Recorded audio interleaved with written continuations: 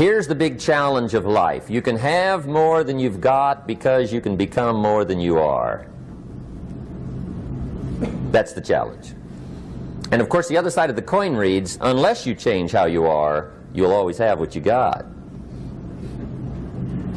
I have found in my experience that income does not far exceed personal development. Now sometimes income takes a lucky jump, but sure enough, unless you grow out where it is, it'll usually come back where you are. Life has strange ways. If somebody hands you $1 million, best you become a millionaire quickly, so you get to keep the money. Otherwise, sure enough, it'll disappear. Somebody once said, if you took all the money in the world, divided it up equally among everybody, it would soon all be back in the same pockets. Incredible. Success is something you attract, not something you pursue. Success is looking for a good place to stay. So instead of going after it, you work on yourself. Personal development. See, the major question to ask on the job is not what are you getting. The major question to ask on the job is what are you becoming? See, the big question is not what am I getting paid here. The big question is what am I becoming here? Because true happiness is not contained in what you get. Happiness is contained in what you become. So that's our major subject for tonight, personal development. Of all the assignments Mr. Schoaf gave me at age 25, this was probably the most difficult. In fact, I'm still working on this one. I think it's an unending challenge to see what you can become. The next subject is called Basic Laws. And it's good to study the basics. And I call these basics primarily because they come from the Bible. Now, I'm not a theologian or a minister, and that'll be apparent. But Mr. Schoaf taught me that the Bible was a good textbook for ideas and stories and success equations, how to live the better life. I found out that was true. He also taught me that the Bible is as practical as it is spiritual, and I found out that's true. If you look at your bank account and your income and you're not happy, there are several places in the Bible to check to see what the heck's wrong so you can make the changes. And we're going to cover some of those tonight, called basics. Okay. The next subject is my favorite, setting goals. Mr. Schoaf taught me how to set goals. What a favor that was. One morning at breakfast, shortly after I met him, he said, Jim, let me see your current list of goals and let's go over them and talk about them. He said, maybe that's the best way I can help you get a better direction started. And I said, I don't have a list. He said, well, is it out in the car or home somewhere? I said, no, sir. I don't have a list anywhere. He said, well, young man, that's where we got to start. He said, I can tell you right now, if you don't have a list of your goals with you, he said, I can guess your bank balance within a few $100s. Which he did. And that got my attention. I said, you mean my bank balance would change if I had a list of goals? He said, drastically. That day I became a willing student how to set goals. And sure enough, learning how to set goals changed my life. And I often wondered why no one had ever taught me how to set goals up until age 25. I went to high school, but if they offered it, I missed it. I went to college for a year, never heard it. I worked for Sears. Really. And to my knowledge, Sears never taught it. Right? How to set goals. So here I am, age 25, married, my family's starting, I've been to college, I'm working, and I still don't know how to set goals. But fortunately, when I was 25, I met the man who taught me how, and it revolutionized my whole life. Economically, socially, personally, it's incredible. So I want to share with you tonight what Mr. Schoaf shared with me, how to set goals. It can be a life changer. Okay. The next subject is the negative part of the seminar. Life is part negative, so we got to talk about the negative. And this subject is called diseases of attitude. Diseases of attitude. There's a lot of things that can wreck your chances to do well. We live in a rather dangerous world, so you got to be not only wise, you got to be careful. Now, attitude diseases are just as bad as physical diseases, right? High blood pressure, heart trouble. I mean, a lot of things lace your chances to do well. So you've got to be careful. And attitude diseases are deadly. I mean, they'll destroy all the good things you start. Okay? So we'll go through those attitude diseases, how to spot them, how to look for them, what they are, and the cure. And I'm a pro on these because I've had them all, so I can give you excellent advice on these. Now, the last subject we're going to consider tonight is called the day that turns your life around. The day that turns your life around. And under this subject, we're going to talk about the emotions that can change your life. Human beings are emotional creatures, and emotions are powerful for life change. Now, of course, emotions are so powerful they can go either way on you. Emotions can either build or destroy. So you really have to employ emotions properly. We call civilization the intelligent management of human emotions. If you can intelligently apply your emotions in the right direction, no telling what can happen. Could turn your life around one day would be sufficient. So we'll talk about those. Okay. Now that's a lot to cover in one evening, but we'll keep at it here and see if we can't get it all done. I'd like to have you now jot down the theme of the seminar. Every seminar should have a theme, I guess. We've got one. It's on some of our literature if you happen to notice it, but if you didn't, for your notes, here it is. The theme of the seminar goes like this: the major key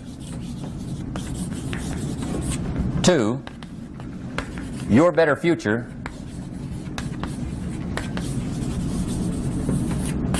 is you. That's the theme of our seminar tonight. The major key to your better future is you. And I'd like to have you underline two words just to give it some added punch. Underline the word major and the word you, so that it reads, the major key to your better future is you. Now, my first suggestion is transfer this to a card or something where you can put it up, where you can see it every day. Preferably put it up where you can see it at the beginning of the day, before you go off to put the day together. This is a good phrase just to glance at, to keep in mind as you're putting the day together. It's called the silent seminar. If you'll just let this talk to you during the day, I found it to be tremendously helpful. The major key to your better future is you. For a big share of my life now, I didn't have this one quite figured out. Among a lot of things I didn't have quite figured out. Many things used to puzzle me back in those early days. I used to wonder why two people could work for the same company, one make twice as much money. Now see, that used to puzzle me. And maybe they were the same age, graduated from the same school, live in the same community, work for the same company, with the same products and the same services. They've got the same traffic, the same problems, and one makes $1,000 a month, the other one makes $2,000 a month. Now that was my puzzling question. Why would this long list be the same and the money twice as much? I asked, what's the difference between $1,000 a month and $2,000 a month? And I don't mean $1,000 a month, right? I could figure that out. But what makes the difference? Why would one person do twice as well, 3 times as well? Speaking economically. Now I know there's more than one way to do well. I understand that. But in this little narrow area called compensation, what's the difference? Well, back then, with my faulty thinking, I'm trying to reason it out. I thought, well, maybe time makes some of the difference, right? Some people do better because they have more time. I used to say, Harold ought to be able to do well. He's got a lot of time. If I had all of Harold's time, I could do well. Now, that's got to be dumb, right? Number one, you can't get somebody else's time. A guy says to me one time, he says, you know, if I had some extra time, I could make some extra money. I said, then forget it. There isn't any extra time. Hey, when the clock strikes 12 midnight, that about wraps it up, right? I mean, you can look around the gongs there for a little more, but it's over. You say to the guy, what are you doing? He says, I'm looking for extra time. See, they'll come and take you away, right? There isn't any more time. Now, if you can't get more time, which you can't, what could you get more of that would make a difference in economic results? And here's the key word. Make it a part of your notes. We're going to consider it tonight. The word is value. And I have a little phrase for your notes. Value makes the difference in results. Value makes the difference.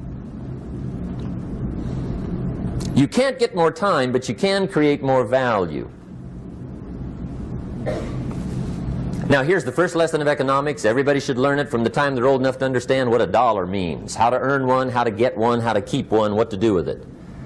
First lesson of economics. We primarily get paid for value. That's lesson one. Bringing value to the marketplace, that's how you get paid. You don't get paid for the time. I know it takes time to bring value to the marketplace, but you get paid for the value, not the time. Now, since that's true, here's one of the key questions of the evening.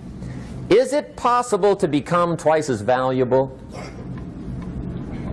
at the marketplace and make twice as much money in the same time? Could you become 3 times as valuable? Make 3 times as much money in the same time? Is that possible? The answer is yes, if. And it's always if, right? Life is known as the big if. Harry Truman once said, life is iffy. How true. And here's the big if, we're going to consider it tonight. It's possible to do much better at the marketplace if you go to work primarily on yourself. And that's the theme of our seminar tonight. Learning to work primarily on yourself.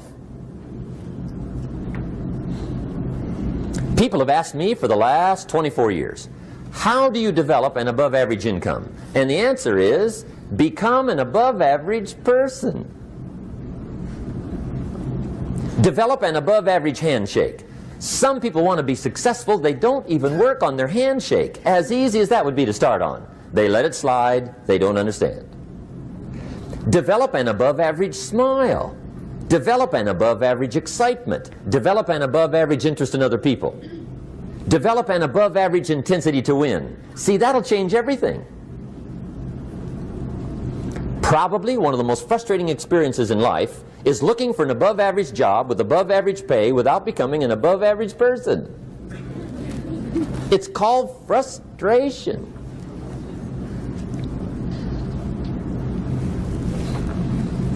And Mr. Schoaf gave me probably the greatest clue he gave me when I first met him. He said, Jim, if you want to be wealthy and happy the rest of your life, just learn this lesson well. He said, learn to work harder on yourself than you do on your job.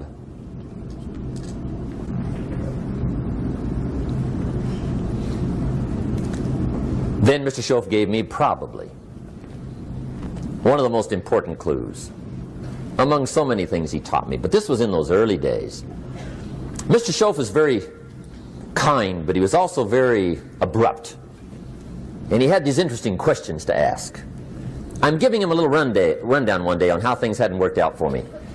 He said, Mr. Rohn, I've got the answer for you if you will listen carefully. And listen carefully I did that day and for the next 5 years. If somebody's wealthy and happy, you gotta listen. He said, Jim, I've only known you a short time. But he said, it's already my honest opinion that for things to change for you, you got to change. That wasn't quite the answer I was looking for. But that's the answer he gave me, and I pass it along to you on this warm summer evening in Anaheim, California, 1981. For things to change for you, you've got to change. Otherwise, it isn't going to change. Before I met Mr. Schoaf, I used to say, I sure hope things will change. Right? That seemed to be my only hope. If it isn't going to change, I'm in serious trouble. And then I discovered it isn't going to change, so I'm in serious trouble.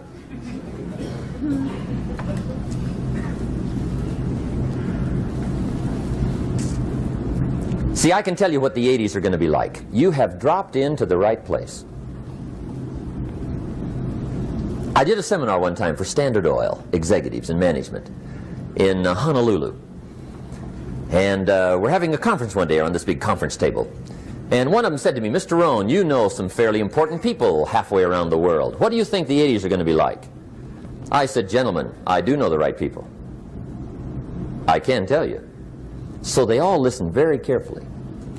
And I said, gentlemen, based on my wide experience, I can really honestly say to you, in my opinion, in the 80s, it's going to be about like it's always been. Aren't you glad you came? That's inside. I don't pass that around just everywhere. Now, of course, I said that to make a point, but I also said it because it's accurate. It's going to be about like it's always been. It isn't going to change. The tide comes in, and then what? It goes out. For 6,500 years that we know of, recorded history, and probably long before that. So it is not going to change. It gets light, and then what? It turns dark. 6,500 years. See, it's not likely to change. And we're not to be startled by that. And if the sun goes down, the guy says, what's happened, what's happened? It means he hasn't been here long, I guess, right? It always goes down about this time. The guy says, well, I don't like that arrangement. Well, you got to talk to somebody besides me, right? It gets light, then it turns dark. In rotation, the next season after fall is what? Winter. Pray tell, how often does winter follow fall? Every year regularly for the last 6,500 that we know of. See, it is not going to change. Now, some winters are long, and some are short, and some are hard, and some are easy, but they always come right after falls. It isn't going to change. Sometimes you can figure it out, sometimes there's no way to figure it out. Sometimes it goes well, sometimes it gets in a knot. Sometimes it sails along, sometimes it gets in reverse. See, that's not going to change. The last 6,000 years reads like this: opportunity mixed with difficulty. That's how it reads. It isn't going to change. The man says, well, if it isn't going to change, how will my life ever change? Answer, when you change. And whether I'm talking to high school kids or business executives, my message is always the same. And it goes like this: the only way it gets better for you is when you get better.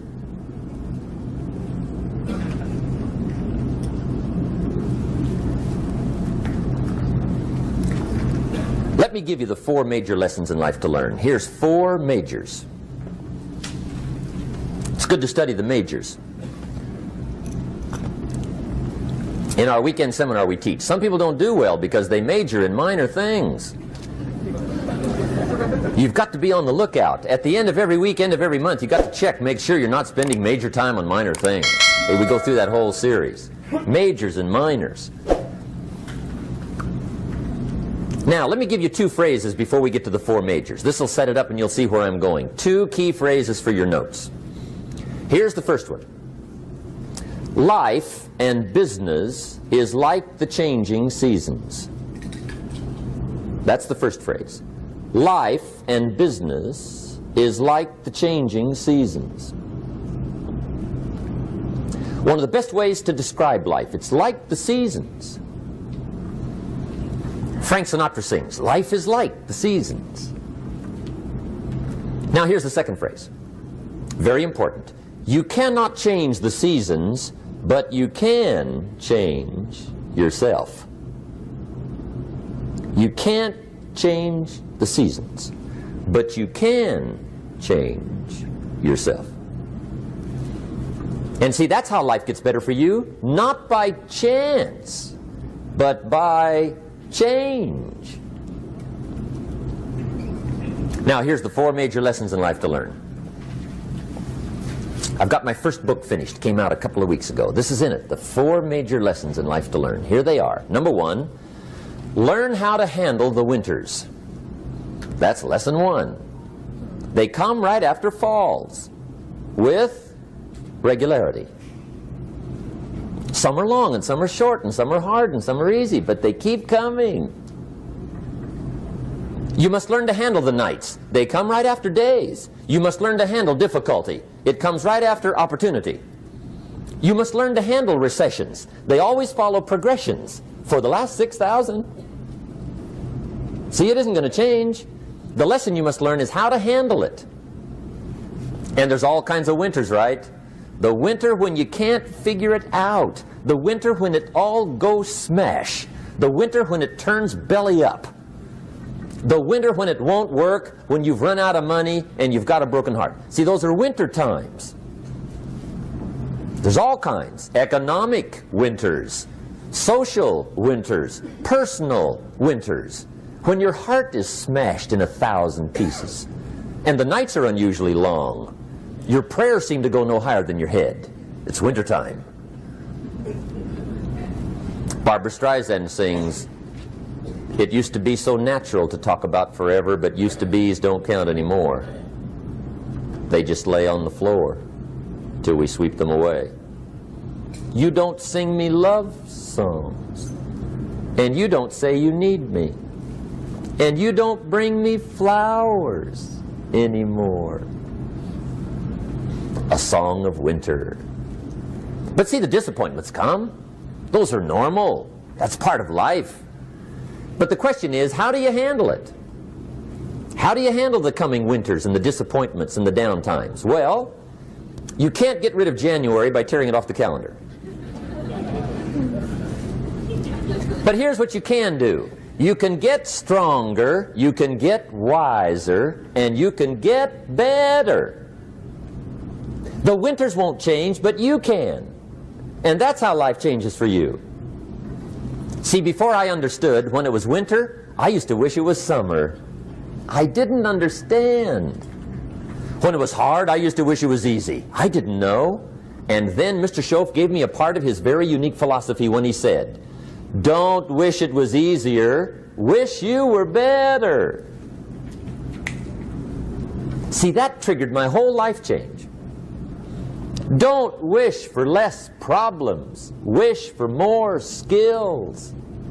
Don't wish for less challenge, wish for more wisdom. That's the key. So that's lesson one, learn how to handle the winters. Here's lesson two, learn how to take advantage of the spring. That's the second one. Spring is called opportunity. And spring follows winter. What a great place for it. If you were going to put it somewhere, that'd be the place to put it, right after winter.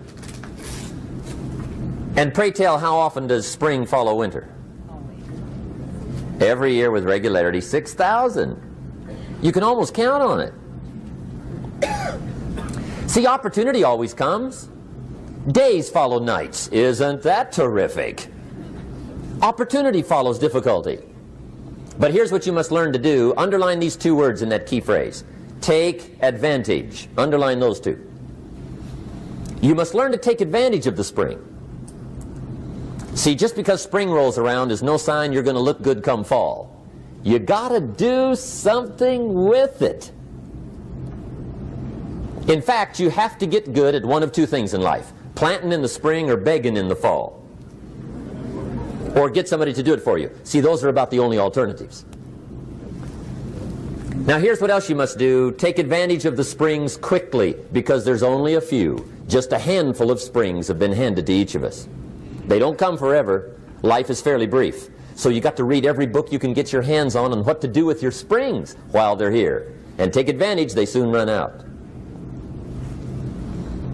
The Beatles wrote, "Life is so short." And for John Lennon, it was extra short. But life is brief. Elton John sings, "She lived her life like a candle in the wind." It's brief. So whatever you're going to do with your life, you got to get at it. Don't just let the springs pass. Here's the third major lesson in life to learn. Learn how to protect your crops all summer. You got to take care of what you start. Sure enough, as soon as you've planted your garden in the spring, the busy bugs and the noxious weeds are out to take it. And here's the next bit of truth. They will take it unless you prevent it. And that's the third major skill to learn. You've got to learn to prevent the intruder from taking all the good you start. It's one of the challenges. Here's two key phrases under number 3. First one, all good will be attacked on this planet. Maybe not the next one we get to, but on this one, all good will be attacked. Every garden will be invaded. Not to think so is naive. And here's the second phrase. All values must be defended. Political values, social values, community values, family values, marriage values, friendship values, business values. Every garden must be tended all summer. Third major lesson. Now here's number 4. Fourth major lesson in life to learn. Learn how to reap in the fall without complaint. Learn to reap come harvest time without complaint. Take full responsibility for what happens to you. It's one of the highest forms of human maturity, accepting full responsibility. It's the day you know you've passed from childhood to adulthood, the day you accept full responsibility. And another note, learn to reap in the fall without apology. Without apology if you do well, and without complaint if you don't. That's maturity. I used to have that long list of reasons why I wasn't doing well. To explain. You got to explain, right? Otherwise you're going to look bad. I used to have this funny list called Reasons for Not Looking Good.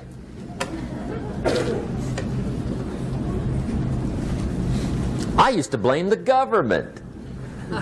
I mean, you can believe that or not. It was at the top of my list. I had a lecture second to none. The government. That was on my list. I used to blame taxes. Look what you got left after they take everything. And they expect you to do well. That was on my list there. Prices, that one's easy, right? You walk into the supermarket with $20, come out with a little half bag. So I had that on my list.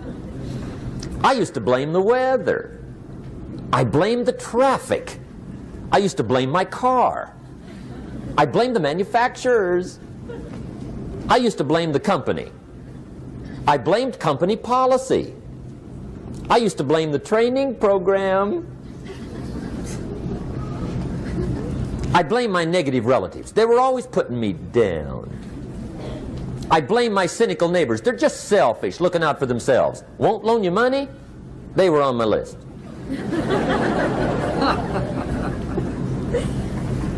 I used to blame the economy. I blamed the community. That's a pretty good list for not doing well, isn't it? I thought it was good. I'll never forget one day, Mr. Schoaf was very kind, but he was also very blunt, and this was no exception. And I'm glad he was blunt. There's a lot of things I'd have missed if he hadn't have been blunt. One day, with sort of a curious look on his face, he said, "Jim, just out of curiosity, tell me, how come you haven't done well up until now?" Excellent question. I thought, well, so I won't look too bad, I'll go through my list. And this list I just gave you, I put that on him. And he was very patient. He let me go through the whole thing, the government, the weather. I went through this whole thing. When I finished, he looked my list over very carefully. He said, "Mr. Rohn, big problem with your list. You ain't on it." How brilliant.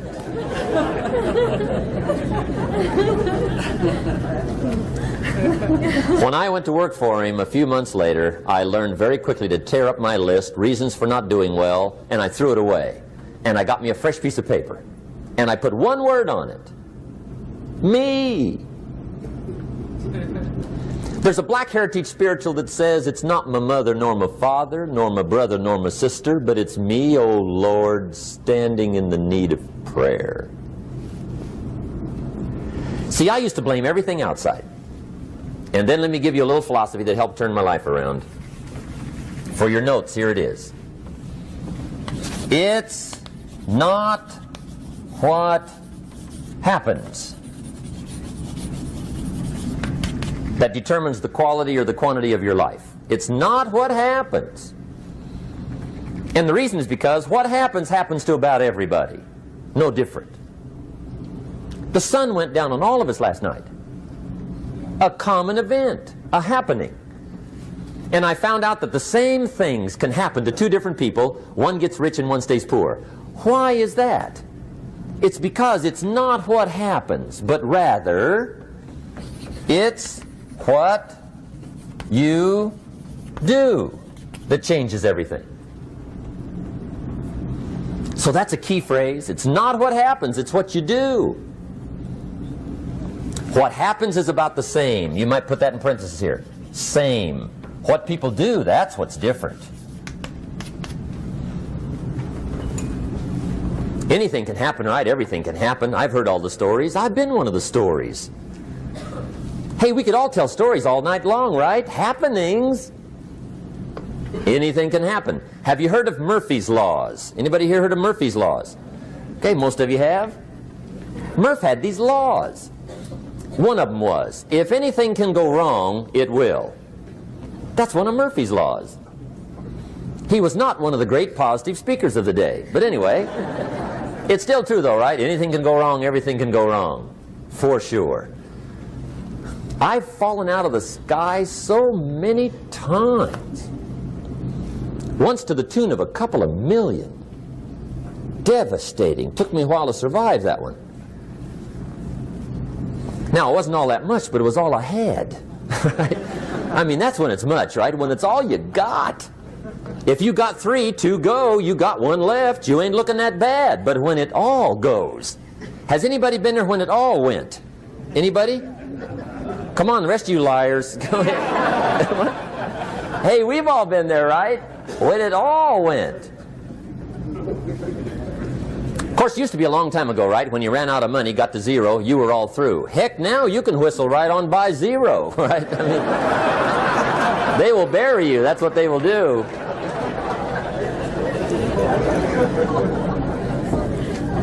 But see, those are the happenings, right? Everything can happen. Anything can happen. But it's not the happenings. It's what you do about it. Somebody says, yeah, but you don't understand the disappointments I've had. Come on. Everybody's had their share. Disappointments are not special gifts reserved for the poor. Everybody has them. The difference is what you do about them. It's not the weather. I used to blame the weather, and I discovered it rains on the rich. So see, that won't help. 2 men wake up one morning, there's a rainstorm on. One of them looks out his window, sees the rainstorm, and he says, wow, what a storm. With weather like this, they can't expect you to go out and make sales. He stays home. Same morning, the other guy looks out his window, sees the same storm, says, wow, what a storm. But he says, you know what, with weather like this, what a great day to go out and make sales. Most everybody will probably be home. Especially the salesman.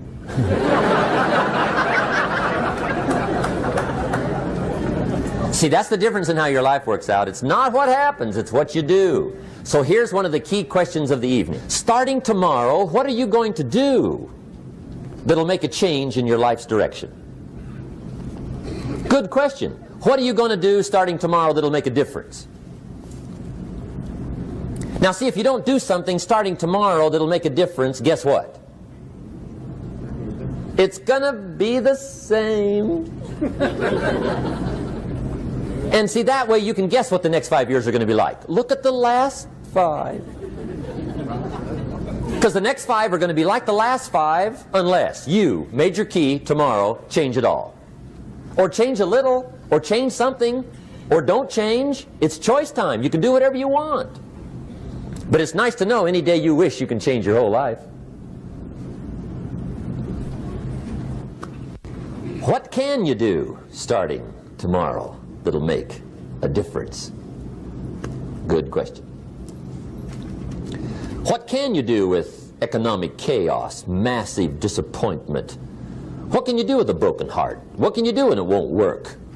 Good question. So if I had a word with you tonight, one-on-one, just you and me. I think my personal advice to you would be, this year, 1981, reach down inside of you and come up with some more of those remarkable human gifts. They're there, waiting to be utilized. And then change anything for you you want to change. And I challenge you to do that because you can change. If you don't like how it is for you, change it. If it doesn't suit you, change it. If it doesn't please you, change it. If it isn't enough, change it. And I challenge you to do that because you can change. See, you don't ever have to be the same again after tonight, only by choice. If you don't like your present address, change it. You're not a tree.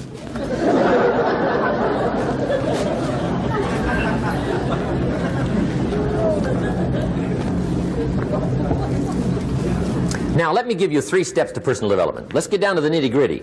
What does it take to really make the changes starting tomorrow? It takes more than philosophical pronouncement. I know that.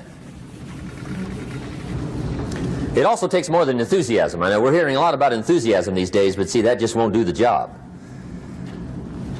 We're still hearing the old cliches of the 30s, right? To be enthusiastic, you must act enthusiastic. But see, that's not going to help. After you have leaped about, there are some things you got to do, or it isn't going to change. See, you can get all excited about lifting 200 pounds till you get to the gym. And then you need a new excitement. And the new excitement is called discipline. Major step to human progress. Discipline. If there's one thing to get excited over, that's it. Get excited over your ability to make yourself do the necessary things. What could you make yourself do starting tomorrow that would change it all? No! Tell him. Now, see, that's exciting. On any given day, you can massively change the direction of your life. Murder is a clear example that any one person on any given day can forever alter the course of their life. It just happens to be a negative act. But just as sure as you can commit a negative act, you can also commit a positive act and forever alter your life, whenever you wish. Now that's exciting. And whatever that act might be that changes your life. The guy finally takes a shotgun to his car and blows out every window, destroys every tire, puts 100 rounds in this shabby old thing. And he says, I have driven this embarrassing thing for the last time. And not only will I never drive it again, nobody else will ever drive it again. And he lets that shuddering thing stand there for a while as a monument to the day he said, today my life changes. Now who can do that? Anybody. When can you do it? Whatever day you pick.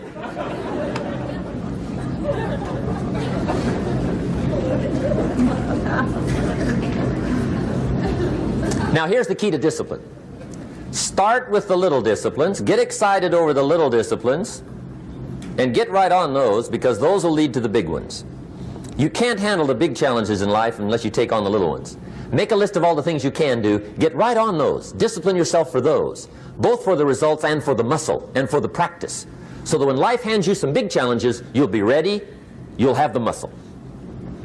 But see, if you don't handle the small ones, you can't take care of the big ones.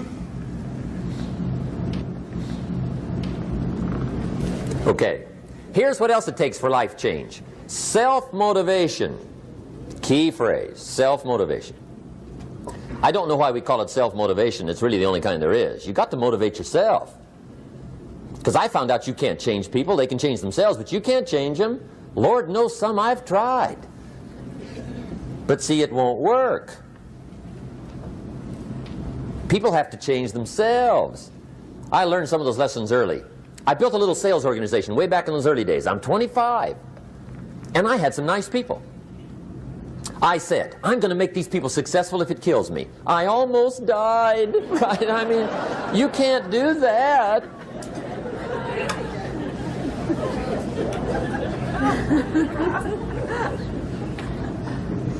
See, I've discovered this. Good people are not trained, they're found. You find good people. You don't make them good, you find them good. Training really is for the purpose of finding good people. You don't need much instruction for a good person. But too much training probably means you got the wrong people.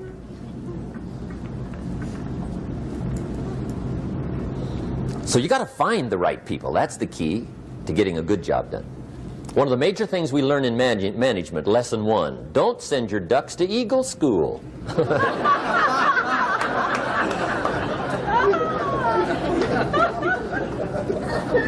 Because it won't help. I mean, I'm telling you, it won't help, no matter how good your school is. And the little eagle badge and little eagle hat, I'm telling you, it won't help. It won't help. You can tell whether your school's done any good, right, is when it's over, right? The duck goes for his first rabbit and makes him a friend. You say, no, no, no. Anyway, so it takes self-motivation to really alter your life. And you don't want to give self-motivation away to somebody else and make it somebody else motivating you. The guy says, boy, if somebody just come by and turn me on. What if they don't show up? Right? See, you got to have a better plan for your life. Okay. Now, if you're excited and you're ready to change, let me give you 3 steps to start life change that can change your life, your personality, your lifestyle, everything can change. Here's the steps. Number 1, find out how things work. The first key to doing better is find out. To change your life, really, you need ideas. There isn't anything an idea can't change. And Schoff taught me the major problem is lack of an idea, not a problem. At first I didn't have any money. I said to Mr. Schoff, I don't have any money. He said, that's not a problem. Now see, up until then I always thought it was. Right? I was confused. He said, no, no, the problem is lack of an idea on how to create money and wealth. It isn't lack of money, it's lack of ideas. So if you get the ideas, see, you can change anything. Now to get ideas, you need a constant study of finding out. Now Schoff also said, when you find out something that works, put the information in your journal. Don't use your head for a filing cabinet. Put it in your journal so that you can do the next best thing. Repetition, repetition, repetition. Go over it. And if you repeat it, go over it, sure enough, someday, some mysterious day, the idea takes root, starts to grow, and shows up in your bank account, and your dress, and your personality, and your lifestyle. But capture the ideas in your journal. Find out how things work. Schoff gave me this word for my life change. He said, study. Great word. If you wish to be successful, study success. If you wish to be happy, study happiness. If you wish to be wealthy, study wealth. Don't leave it to chance. Make it a study. Some people just go through the day with their fingers crossed. See, that won't do it. You've got to study the things that can change your economic, social, spiritual, personal life. Now here's a qualifying phrase. And we'll have several of these qualifying phrases throughout the seminar. Here's the first one. You may not be able to do all you find out. I understand that. You may not be able to do all you find out, but you should find out all you can do. See, you don't want to wind up at the end of your life and discover that you've lived only 1/10 of it. And the other 9/10 went down the drain.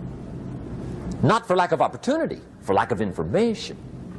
So that's number 1, find out how things work. Now here's the best human virtue for finding out. Curiosity. Make a note of that. Curiosity. Be curious. You might add a word to it that'll help. Childish curiosity.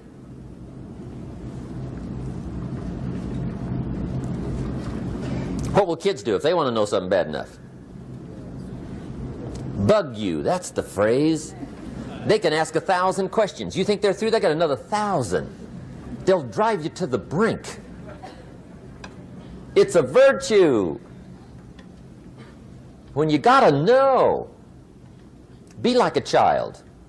In fact, Jesus, the master teacher, said, unless you can become like little children, you might as well forget it. You don't have a prayer. Excellent advice. You got to be like children. 4 ways, in my opinion, to be like a child. Number 1 is curiosity. Number 2 is excitement. Get excited like a child over your ability to make yourself do anything for change. 3rd is faith. Have faith like a child. Adults are too skeptical. And 4th is trust. Trust is a childish virtue, but the rewards are incredible. So be like a child. Now, if you're curious, let me give you 3 ways to find out how to change anything. Any life direction, any dimension. Here's 3 ways to find out how to change anything. Number 1 is to read. Become a good reader. All of the successful people I know and work with around the world, they're all good readers. Curiosity drives them to read. They got to know. They just read.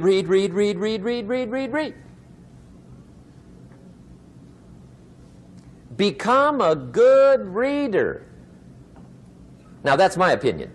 Listen to the other lecturers and listen to me and make up your own mind. Don't be a follower. Be a student. Okay? I say, really, for life change, you got to read.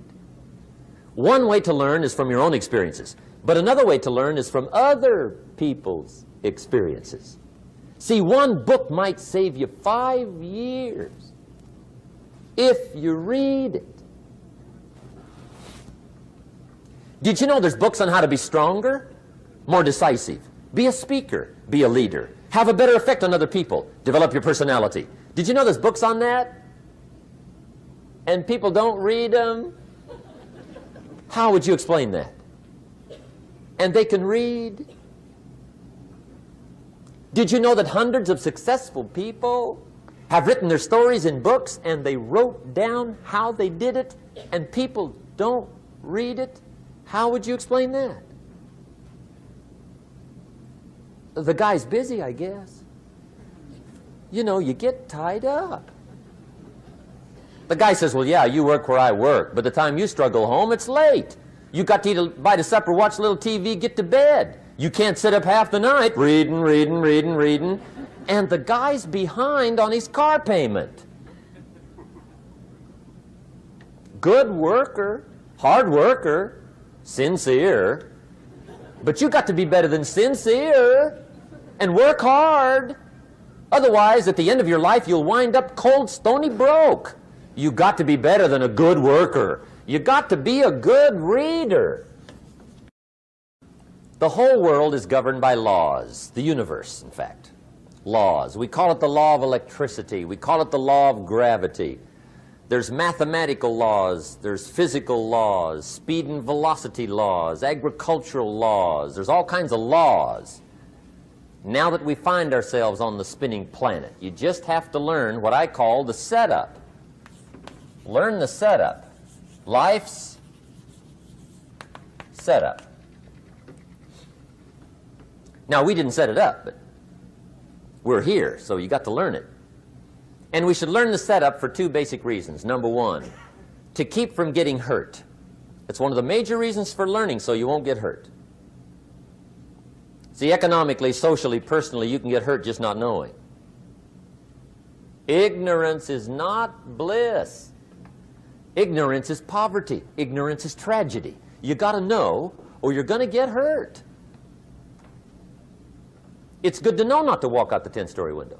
That's excellent information. Now, what if a guy didn't know and he walks out? Now he's dead at the bottom. Somebody says, well, the poor guy didn't know. You got to know, or you're going to get hurt. Okay. Now, here's a parenthesis. You don't have to like the setup. I don't ask you to like how it is. That's not what's important. But it is important to learn how it is. Okay? So you don't have to like it, but you should learn it.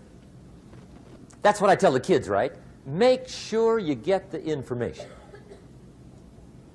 What you think about it, that's up to you. What you're going to do with it, that'll soon be up to you. But make sure you get it. See, there's nothing worse than being stupid. Nothing. I mean, being broke is bad, but being stupid is awful. And what's really bad is being broke and stupid, right? That's about the end of the world. I mean, there isn't anything much worse than that. Unless you're sick. Sick, broken, stupid. I mean, that is it, right? There's nowhere else to go. So make sure you get the information. It's key. You don't have to like it, but learn it. If this big monstrous thing lifts up in the sky, hangs there for a little while, cuts loose, comes crashing down, boom, shakes the ground for 5 miles. And then this big monstrous thing lifts back up in the sky, hangs there for a little while, cuts loose again, comes crashing down, boom, shakes the ground for 5 miles. It just keeps doing that, this big monstrous thing, lifting up and then crashing down, boom. Now, you might come along one day and say, that's got to be a stupid arrangement, which is okay. You're entitled to your opinion. But the first thing you should learn to do is get out from under it, right? That's number one. You might have a great moral argument. You might want to shake your finger at the sky, but do it from over there, right, so you don't get smashed. It's called your basic smart. So number one, learn so you won't get hurt. Whether you like it or not, learn. Now here's the second reason for learning, the setup, to benefit. It's called the plus of life. And that's what life is, right? Both minus and plus. The minus is tragedy, heartache, misery, failure, unhappiness. But life is also happiness, prosperity, good feelings. So here's the key.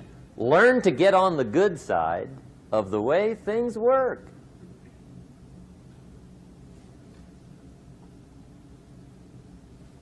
Now, here's 2 of the basic laws, and we'll take our break. Shof taught me these. They come from the Bible. Now, again, I'm an amateur, okay? When it comes to the Bible, I'm not a pro. So you'll sort of have to take my way of putting it. But here they are. The first one is the law of use. The law of use. And it goes something like this. Whatever you don't use, you lose. Lack of use causes loss.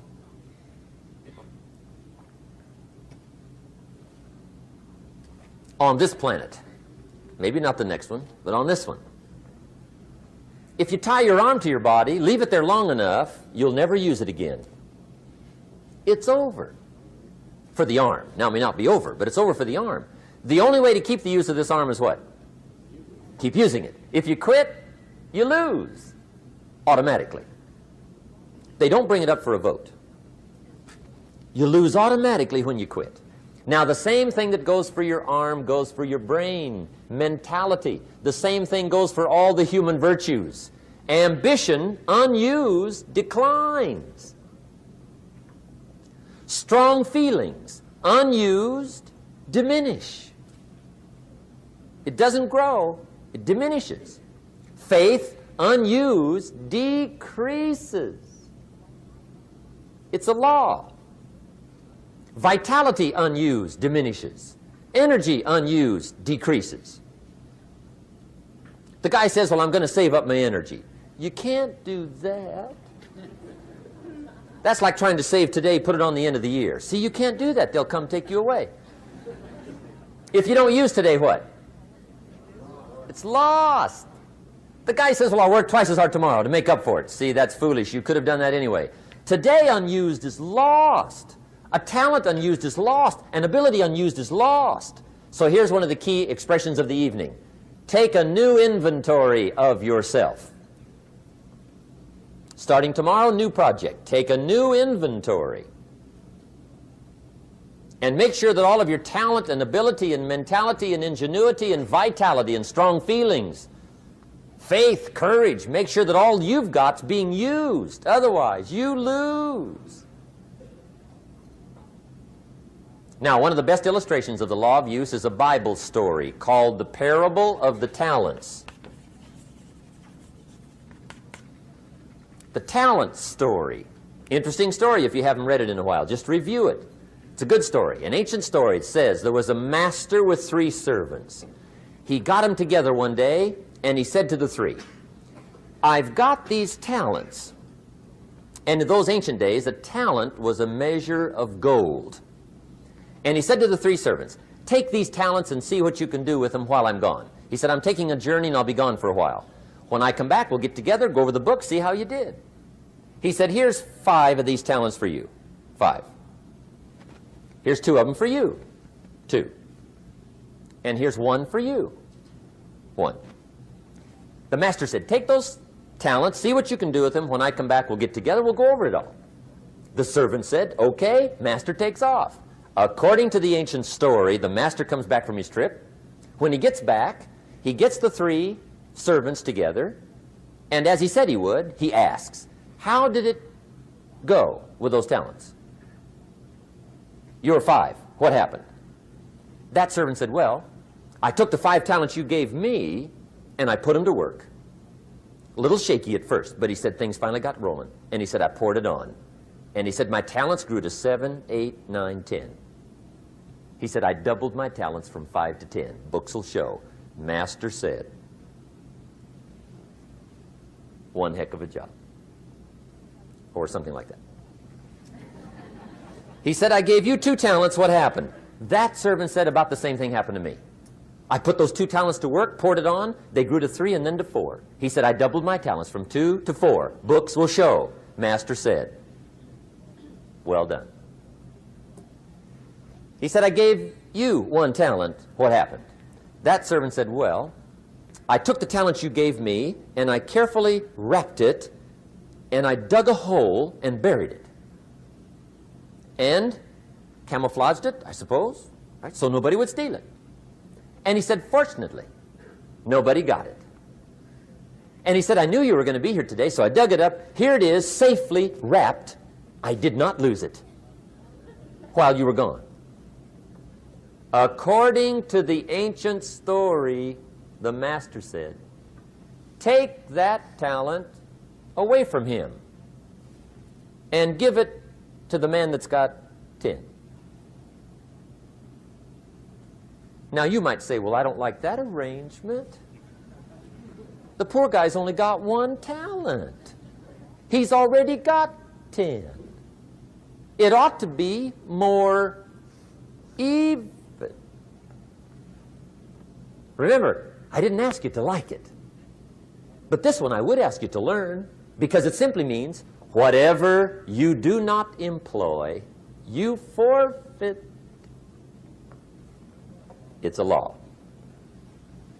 So learn well the law of use. Now here's the second one, and we're going to take our break. Second law from the Bible. This one we've heard since we were small, I'm sure.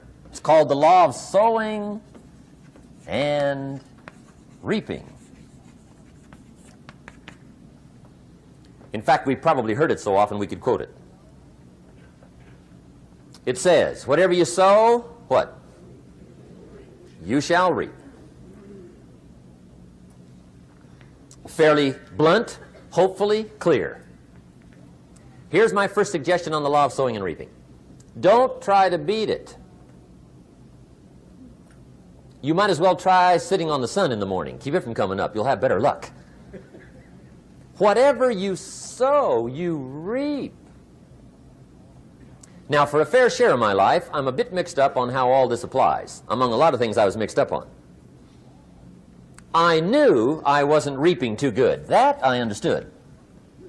My problem was I was confused about what was causing it. Remember me with the funny list? I thought those are the reasons why it isn't working out well. And then Mr. Schoaf gave me the clue that helped me figure it all out. He said, Mr. Rohn, I have another answer for you. There's another way to quote this law that'll show you where the problem is so you can go to work on it right away. All you need to know is where the problem is. Then you can go to work on it. So he quoted me the law another way, and I found out what my problem was. Here's the way you quote the law. Whatever you reap is what you've sown. Now I knew what my problem was. Whatever you reap is what you've sown. If you don't like the crop, who do you look up? Answer, whoever planted it. And where do you find who planted your crop? Answer, in the mirror. What I finally learned to do come fall was to go to the mirror. That's where you go. And if necessary, you say, a few skinny carrots? I got to be unimpressed. Where were you last spring? Asleep. Didn't you read the books? Did you break your hoe? Let me give you 7 key points to the law of sowing and reaping. Let's tick right down through the list of 7, and it'll be break time. 7 points to sowing and reaping. Here's part of the philosophy that really helped me to make some changes in life direction. Number 1, the law of sowing and reaping is negative. That's number 1, which simply means if you sow bad, you reap bad. Now, this is kind of 3rd grade, but it doesn't hurt to go over the basics. If you plant thistle seeds, you don't get pumpkins. Honest, no use looking for pumpkins. John says, how come no pumpkins? Come on, John. The law's negative. That's how come. Now, here's number 2. The law's positive, which simply means if you sow good, you reap good. If you plant pumpkin seeds, you don't get thistles. Not from pumpkin seeds. Mother Nature won't pull tricks on you over in the corner snickering, pushing you thistles and you planting pumpkin seeds. She won't do that. You will get pumpkins from pumpkin seeds, and the reason is because the law is positive. Now, here's number 3. I got excited when I found out the full dimension of this. See, you do not reap what you sow, but rather, you always reap much more than what you sow. So the 3rd key word is more. You don't get back what you put out. You get back much more than what you put out. And it works both positive and negative. On the negative side, it said, if you sow to the wind, you reap the whirlwind. So you've got to get ready for that, or you will be naive.